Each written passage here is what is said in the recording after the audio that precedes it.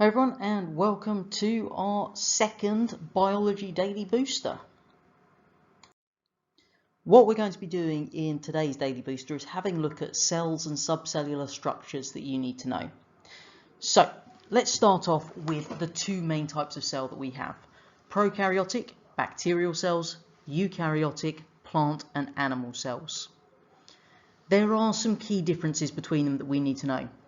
When we think about prokaryotic cell, the key features to remember: they have no nucleus. The genetic material is just free floating in the cell.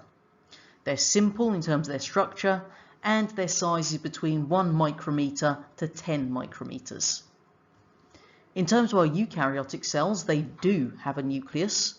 They are more complex and they're larger in size. You can see they're 10 micrometers to 100 micrometers. And don't forget our little maths link at the bottom there, that 1 millimeter is the same as 1000 micrometers. We need to know the key parts on an animal cell. So hopefully we can all draw this animal cell. They can ask you to label part X every once in a while on it. So we've got the nucleus in the center there, the mitochondria, those little dots, the cytoplasm, and then the cell membrane around the outside. Most common error: people say that that outside barrier is the cell wall. There are no walls in an animal cell. Plant cell is next, and we have a few more structures. We still have some of the same ones. So you can see we do have the nucleus still, we have a cell membrane, we've got the mitochondria and the cytoplasm, but we then have 3 additional parts as well. So the cell wall is the outermost line. You'll notice that we have the cell wall around the very outside, and the cell membrane just sits inside that. We then find our cytoplasm, which contains the nucleus there, the mitochondria, and we've got those little green blobs in this diagram, which are the chloroplasts.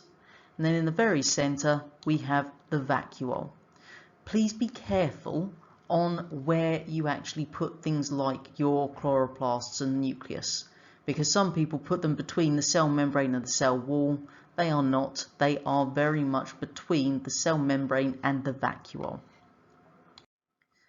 We now need to know what each of those subcellular structures does. So what is its function within the cell? As far as the nucleus goes, it controls the cell activities and contains genetic material.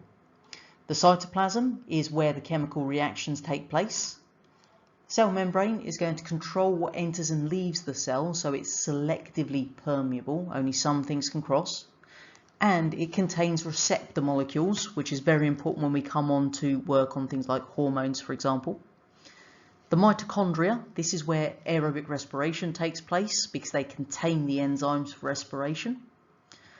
Ribosomes, these are small little structures that we find within our cells that are the site of protein synthesis, so where proteins are made.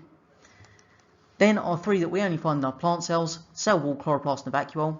The cell wall is made of cellulose in plants, and it's all to do with making it rigid so it supports the cell. Chloroplasts contain that pigment chlorophyll, which traps the light energy we need for the process of photosynthesis. And the vacuole contains cell sap, which is all to do with supporting the plant. Make sure you know what each of those parts of the cell does. These are great things for flashcards. Part on one side, function on the other. You can test yourself time and time again until you know them really well. We now need to have a look at our prokaryotic cells. So these are our bacterial cells. Now, most of these are quite small, 1 micrometer in size, but we can grow them in the lab on agar plates. And that's going to come up again in your second biology paper, where we look at disease more. We do more on microbiology then. In terms of the actual structure of our prokaryotic cell, you can see the diagram at the bottom.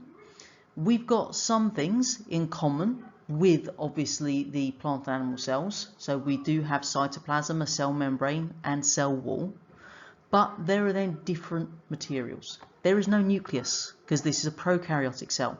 So you can see the genetic material is just kind of free floating there. We have those little loops of extra DNA called plasmids. The flagella are like the tails sticking off the back of the cell there. We have these little structures called pili, which are basically little hairs that stick off the cell, and a slime capsule in some cases as well. So what do these subcellular structures do?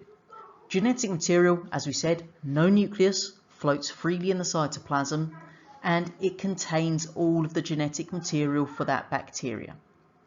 The cell membrane still controls what enters and leaves the cell. The cytoplasm is still the site of chemical reactions.